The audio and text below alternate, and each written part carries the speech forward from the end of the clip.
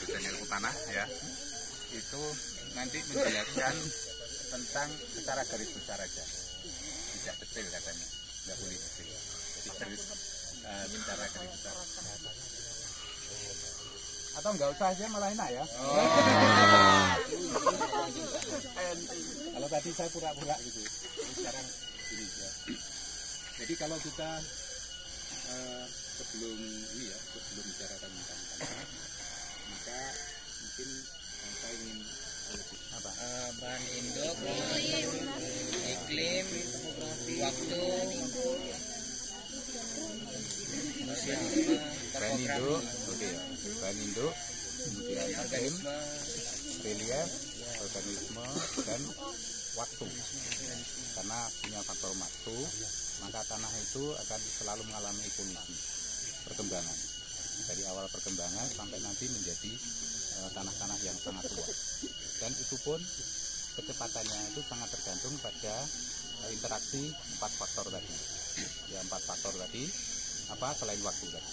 Nah, kalau kita lihat tentang lahan ini, maka saya lihat itu ini apa posisinya itu rolling, ya rolling. Jadi dengan sudut kemiringan yang cukup signifikan. Ya. Nah itu akan mempengaruhi karena tadi faktor tanah itu sangat dipengaruhi oleh gaya juga. Kemudian kalau kita lihat bahan induk, ini adalah lingkungan vulkanik. Ya. Seperti di Dieng ini materialnya saya kira juga sangat terkait dengan gunung yang ada di Dieng itu. Jadi material vulkanik.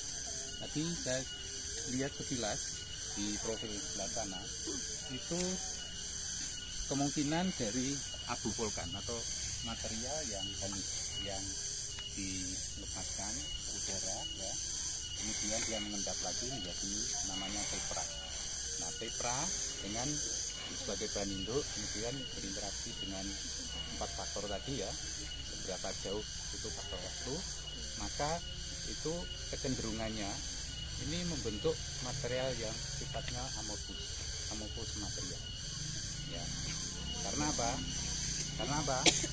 Karena bahan induknya itu materialnya halus atau mungkin pada saat dilepaskan itu masih amorfus ya, belum kristalin.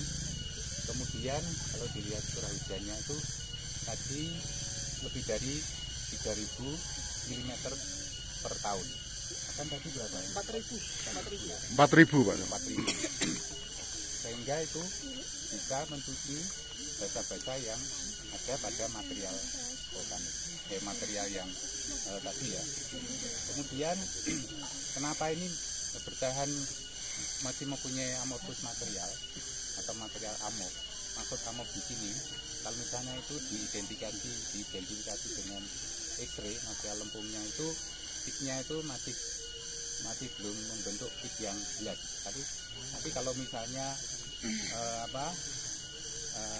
yang kristalin itu bisa secara jelas. Taluk, bedak bayi. Nah, coba yang tanah mana yang ilmu tanah ayo. Ya, ini. Ayo yang ilmu tanah biasa. Terus kalau basah, nggak punya aqua ya, coba dibasahi. Rasanya kayak apa? Kayak sabun atau enggak? Ya ini kalau kering sepertinya, ya kan? Kayak taluk seperti ini kan. Tapi kalau basah itu licin gitu ya. Gak usah yang lain aja. Nah, kalau seperti ambil. Masa yang tak ilmu tanah mana itu Pak?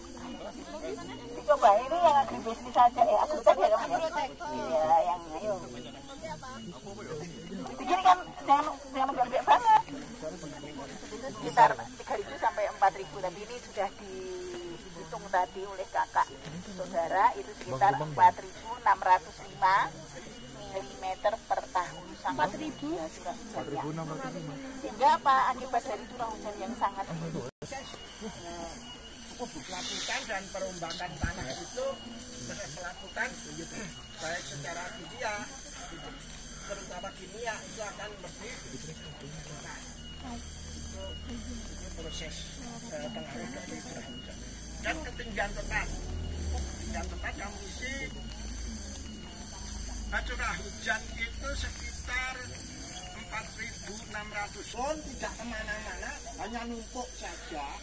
Berarti itu setahun itu bisa mencapai 4 meter setiap. Tapi karena ini bisa berbentuk sayur-sayuran itu biasanya seperti apa caranya?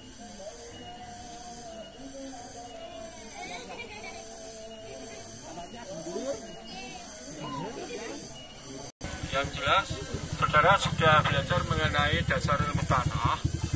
Tadi sudah dijelaskan mengenai adanya ketinggian tempat. Ketinggian tempat itu sangat berpengaruh terhadap proses terjadinya tanah, ya kan? Untuk ketinggian tempat, tadi dikatakan 1000, benar nggak 1000 mm di atas permukaan laut?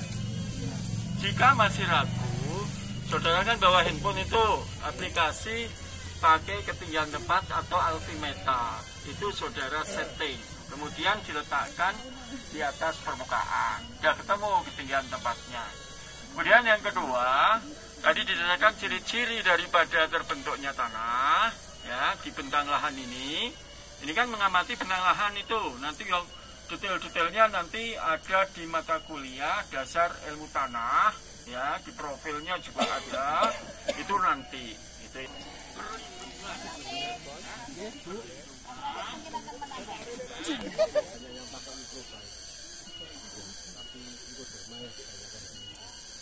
Terus ditutup lagi, baru nanti kalau kondisinya hujan, kalau kita adem idenya orang itu baru ditutup mulsa.